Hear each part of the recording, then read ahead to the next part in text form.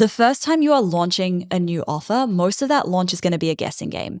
And you're never going to be 100% sure what questions your audience might have or what's going to hold them back from signing up.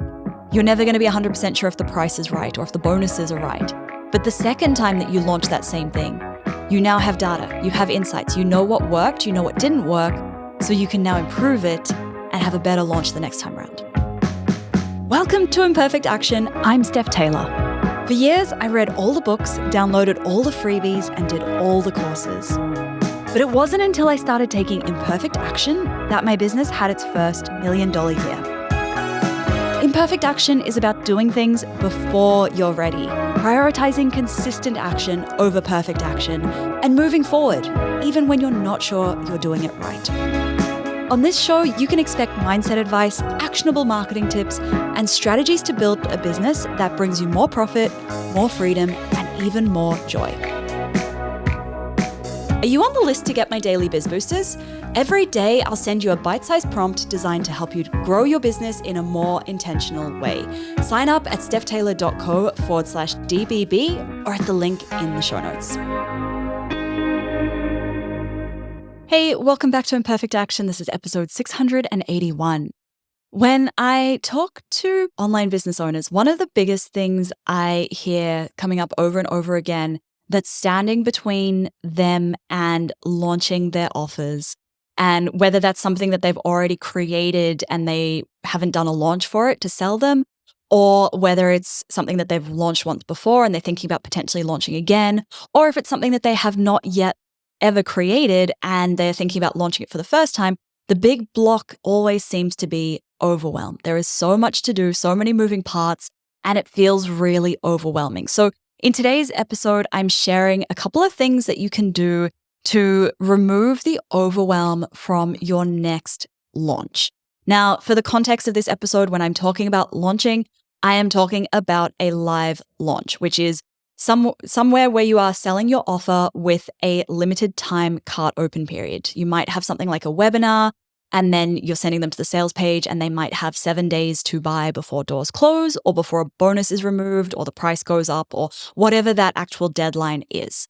So when I'm talking about these, now here are a couple of different things you can do to make your launches less overwhelming. Number one, stop putting pressure on yourself to have this one massive launch of your offer, right? Remove the fear that it's this one big thing that you have to do. And if it's not a big launch, then it wasn't successful. Launching your online course, membership, your program, it's not about having a huge launch that first time round. It's about building a repeatable process that works for your product and for your audience. So you can launch it a few times a year and reliably bring in a little profit injection each time.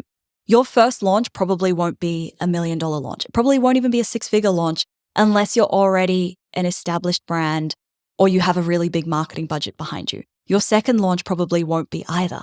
But over time, your audience grows and you get better at launching. You start to understand your audience better. Your content gets better. Your messaging gets better. Your launches begin to bring in bigger returns.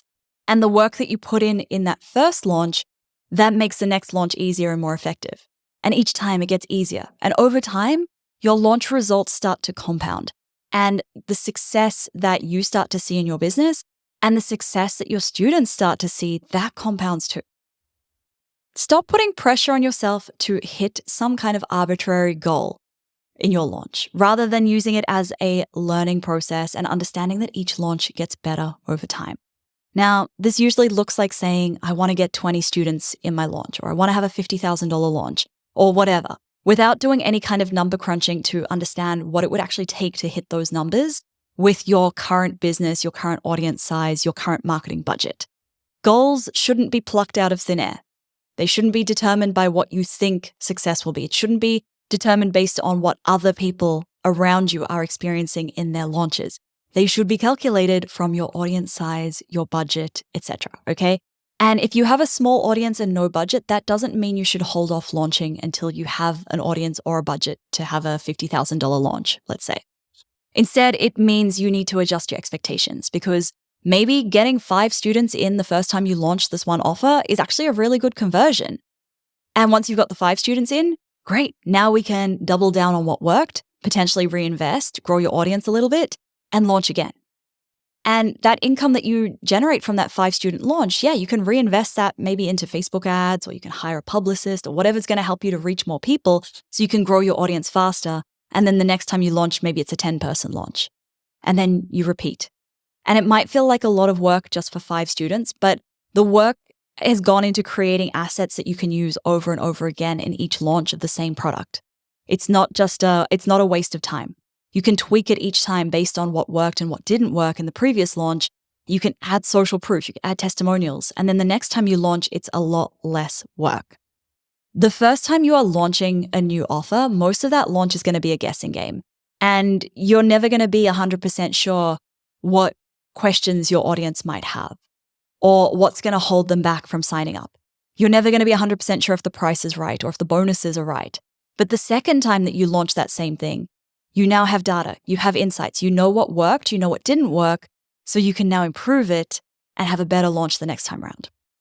Next up, stop focusing on how small your audience is and on trying to grow the biggest possible audience before you launch.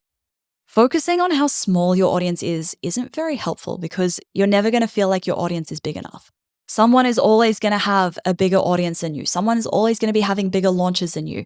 And comparing yourself to others isn't usually very helpful. By fixating on how you don't have enough people in your audience, you're forgetting about all the people you do have, people you can serve right now with your offers.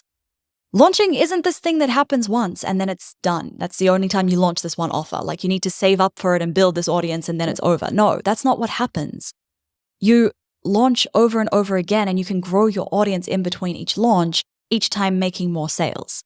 Now, I also want to say a small audience of the right people is going to convert a lot better than a large audience of the wrong people in a launch. So instead of trying to get lots of people into your launch, focus on getting the right people. Instead of focusing on the numbers, how can you better serve those humans behind those numbers?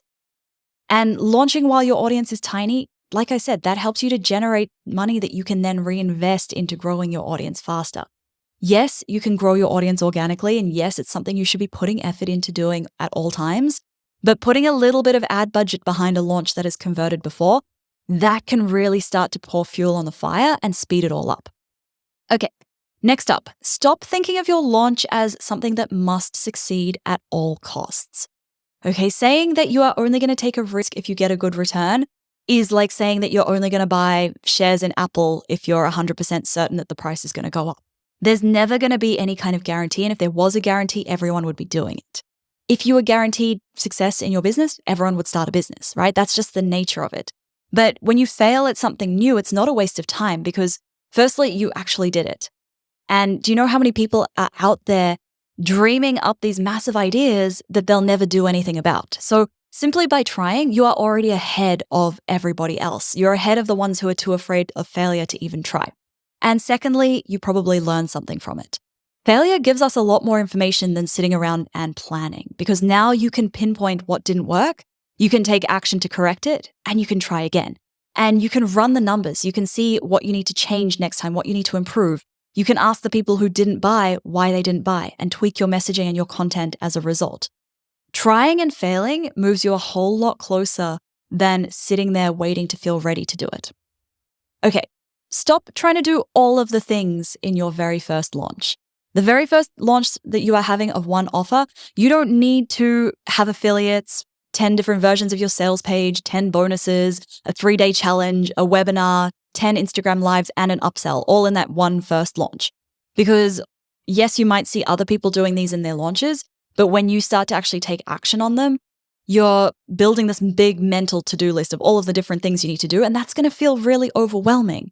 And the magic about launching as a repeatable process, a thing that you do over and over and over again for each offer, it means you can add a little bit more each time you launch it. The first time you launch, you're going to have your hands pretty full creating your free content, your sales page, your cart open emails, your webinar if you choose to do one. The next time you launch, now you already have these assets, so you can add extra things because you have a little bit more time on your hands. And then lastly, stop waiting to feel less overwhelmed before you take action. There are so many moving pieces in a launch, and yes, it's going to feel overwhelming trying to plan out everything that you need to do.